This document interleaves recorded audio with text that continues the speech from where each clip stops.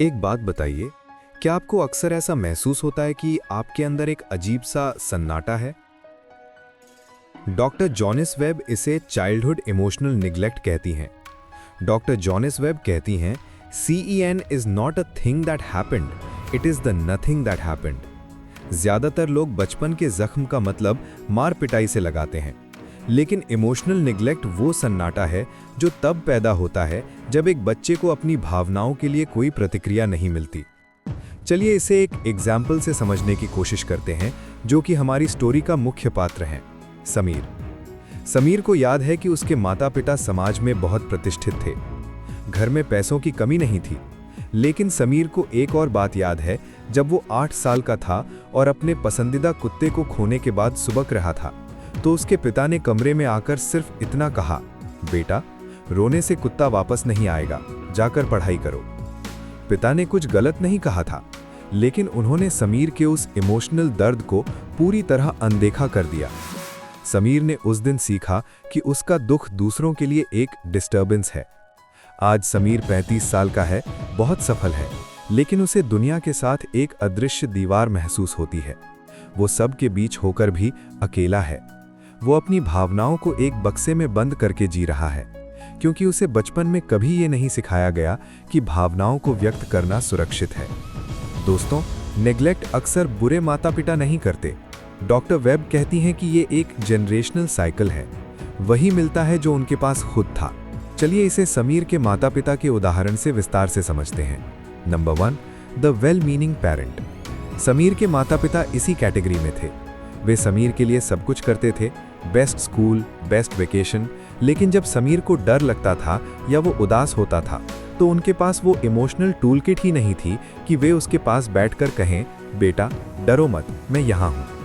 Number 2, the narcissistic parent. सोचिए उस बच्चे के बारे में जिसके माता पिता सिर्फ अपनी इमेज के भूखे हैं।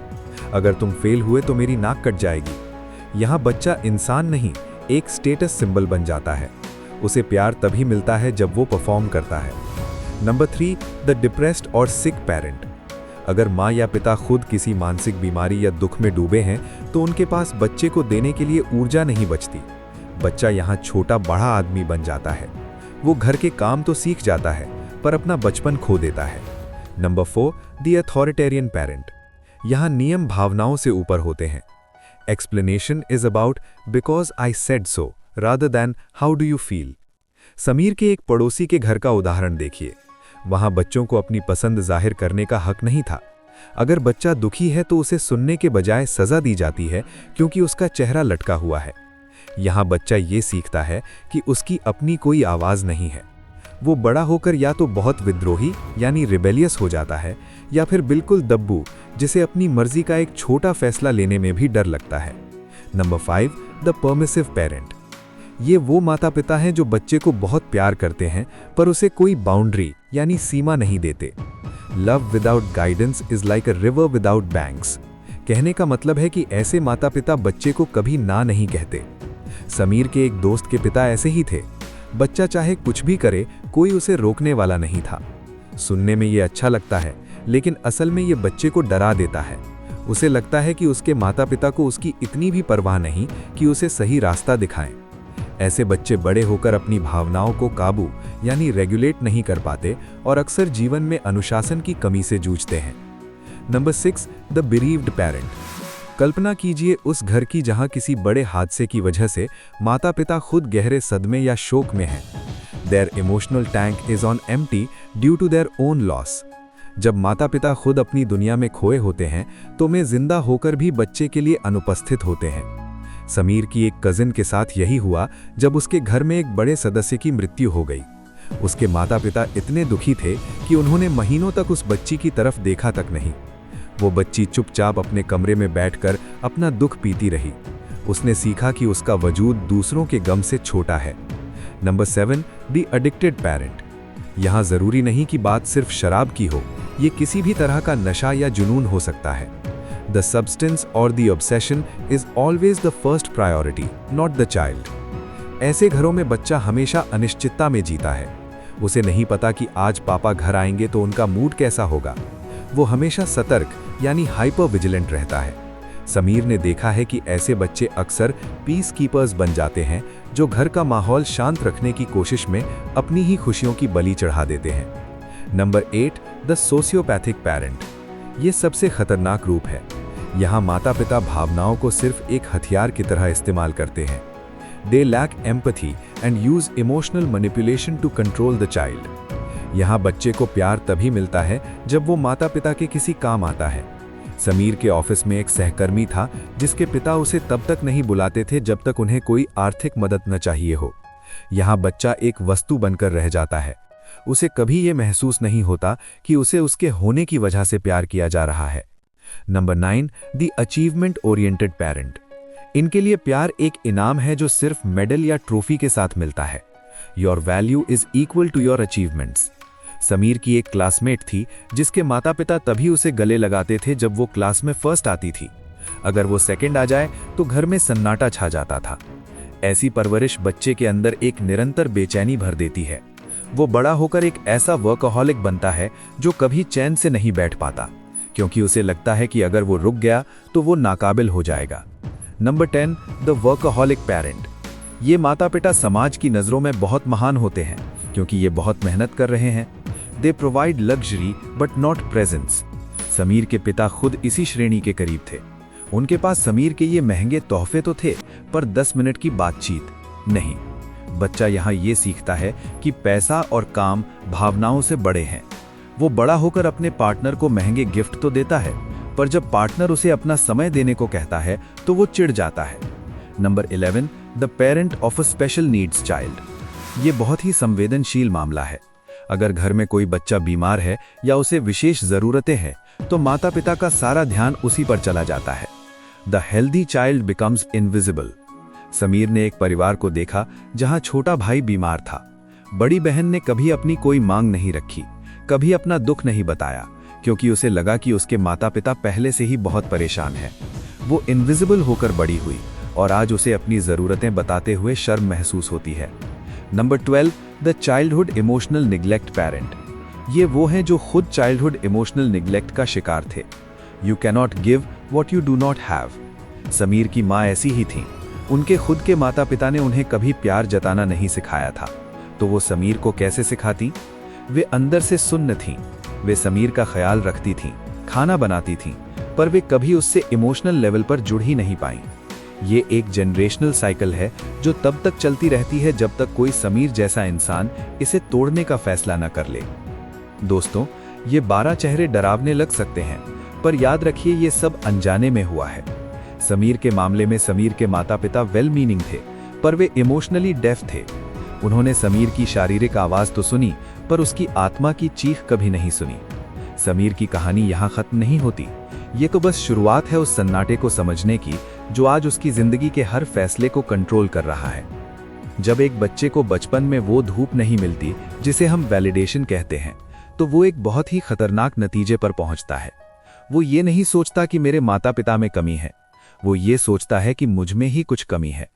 This is called the fatal flaw, a deep seated belief that I am fundamentally flawed. The example of Sameer's adult life. आज समीर ऑफिस में एक बड़ी प्रेजेंटेशन देता है, उसे प्रमोशन मिलता है, सब तालियां बजाते हैं, लेकिन अंदर से समीर कांप रहा है। उसे लगता है कि वो एक इम्पोस्टर यानी बहुरूपिया है। उसे लगता है कि जिस दिन लोगों को पता चलेगा कि वो अंदर से कितना खाली और टूटा हुआ है, सब उसे छोड़ देंगे। चूंकि बचपन में किसी ने उसकी भावनाओं को मिरर नहीं किया, इसलिए उसे अपनी असलियत से डर लगता है। वो हमेशा एक परफेक्ट मास्क पहनकर घूमता है। ये मुखौटा उसे थका देता है, पर वो उसे उतारने से डरता है। उसे लगता है कि उसकी रूह में एक छेद है जिसे कोई नहीं भर सकता। दोस्तों, यही चाइल्डहुड इमोशनल निग्लेक्ट का सबसे बड़ा जहर है, खुद की नज़रों में गिर जाना। अब बात करते हैं उस हिस्से की जहां चाइल्डहुड इमोशनल निग्लेक्ट सबसे ज्यादा तबाही मचाता है, आपके रिश्तों में। आइए इसे समीर और प्रिया के एग्जाम्पल से समझते हैं। समीर की शादी प्रिया से हुई है। प्रिया एक बहुत ही भावुक महिला है। जब प्रिया ऑफिस से थक कर आती है और समीर से कहना चाहती है कि उसका दिन कितना बुरा रहा, तो समीर क्या करता है? वो तुरंत सल्यूशन देने लगता है। जॉब छोड़ दो, बॉस से बात करो या इतना मत सोचा करो। प्रिया को सल्यूशन नहीं चाहिए, उसे कनेक्शन चाहिए। वो चाहती है कि समीर बस उसका हाथ पकड़े, लेकिन समीर फ्रीज हो जाता है। उसे बचपन में यही सिखाया गया था कि भावनाओं को दबाना है या ठीक करना है। He lacks the emotional vocabulary to connect with his wife. नतीजा, प्रिया को लगता है कि समीर पत्थर दिल है और समीर को लगता है कि वो कभी प्रिया को खुश नहीं कर पाएगा। दोनों एक ही छत के नीचे रहते हैं, लेकिन उनके बीच मीलों लंबा सन्नाटा है। इसे कहते हैं मैरिड लोनलीनेस, साथ होकर भी अकेले रहना। समीर प्रिया से प्यार करता है, पर वो अपनी दीवार नहीं गिरा पाता क्योंकि उसे डर है कि दीवार गिरी तो वो बिखर जाएगा। डॉक्टर जॉनिस वेब कहती हैं कि हीलिंग का मतलब ये नहीं है कि आप अपने माता पिता को जाकर बुरा भला कहें। हीलिंग का मतलब है reparenting yourself. Explanation: you must become the parent to yourself that you never had. Steps for Sameer and you: identify feelings, भावनाओं को नाम देना।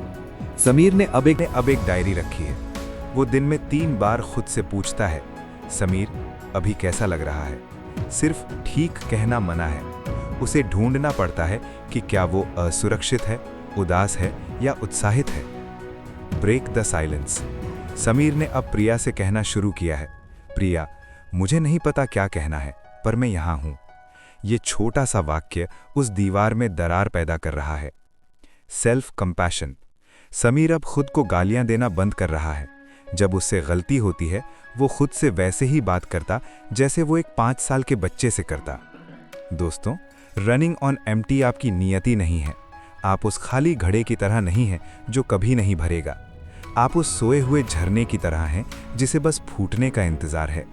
बचपन में जो सन्नाटा आपके घर में था वो आपकी गलती नहीं थी, लेकिन आज उस सन्नाटे को तोड़ना आपकी जिम्मेदारी है। अपनी भावनाओं को महसूस करना आपकी सबसे बड़ी ताकत है। दोस्तों, आज की ये वीडियो शायद अब तक की सबसे लंबी वीडियो थी, और यकीन मानिए इसे यहाँ तक पूरा सुनना ही आपकी हीलिंग की दिशा में पहला और सबसे बड़ा कदम है। लोग अक्सर कहते हैं कि समय हर घाव भर देता है, पर चाइल्डहुड इमोशनल नेग्लेक्ट के मामले में समय सिर्फ सन्नाटे को और गहरा करता है। अगर आप अभी भी इस वीडियो को देख रहे हैं तो समझ लीजिए कि आपकी खाली कार में आज उम्मीद का पहला लीटर ईंधन भर चुका है। आपने आज उस अदृश्य दीवार को पहचान लिया है जिसने आपको सालों से कैद कर रखा था। समीर की कहानी सिर्फ समीर की नहीं है, ये आपकी है, मेरी है और हमारे समाज के उन करोड़ों लोगों की है जो अंदर से मर रहे हैं पर बाहर से नॉर्मल दिखने का नाटक कर रहे हैं। जरा सोचिए, कितनी रातें आपने बिना किसी वजह के भारी मन से गुजारी हैं। कितनी बार आपने भीड़ में होकर भी खुद को अकेला पाया है। अब और नहीं, आज से आप इनविजिबल यानी अदृश्य नहीं रहेंगे। आज से आपका वो सन्नाटा खत्म होता है जो आपसे कहता था कि तुम्हारी ज़रूरतें मायने नहीं रखती। रिचर्ड टेम्पलर और डॉक्टर जॉनिस वेब हमें यही सिखाते हैं कि वेल्थ सिर्फ बैंक में नहीं होती, असली वेल्थ इमोशनल फ्रीडम है। आज मैं आपसे एक छोटा लेकिन बहुत कीमती वादा चाहता हूँ। अगर आप तैयार हैं अपनी रूह को वो आवाज़ देने के लिए जो बचपन में छीन ली गई थी, तो कमेंट्स में अभी लिखिए, आई एम विजिबल।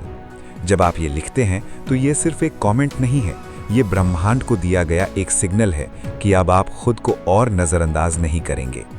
इस मास्टर क्लास को उसे एक दोस्त, उसे एक भाई या उसे एक सहकर्मी को ज़रूर शेयर कीजिए जिसे आप जानते हैं कि वो अंदर से घुट रहा है लेकिन कभी अपनी तकलीफ बयान नहीं करता। शायद आपका ये एक शेयर उसके अंधेरे कमरे में रोशनी की पहली किरण बन जाए। सब्सक्राइब कीजिए हीलिंग के सफ़र को जारी रखने के लिए, क्योंकि यहाँ हम सिर्फ वीडियो नहीं बनाते, हम टूटी हुई रूहों को जोड़ते हैं। याद रखिए, the void inside you is not a hole, it's a space waiting for your own love. आपके अंदर का वो खालीपन कोई गड्ढा नहीं है, वो तो एक जगह है जहाँ आपके खुद के प्यार का इंतज़ार है। अपनी भावनाओं का सम्मान कीजिए, क्योंकि वही आपके होने का सबूत हैं। अपना ख्याल रखिए, अपने अंदर के उस छोटे बच्चे का हाथ थाम लीजिए और मुस्कुराइए, क्योंकि अब आप अकेले नहीं हैं। मिलते हैं अगली वीडियो में। जय हिंद।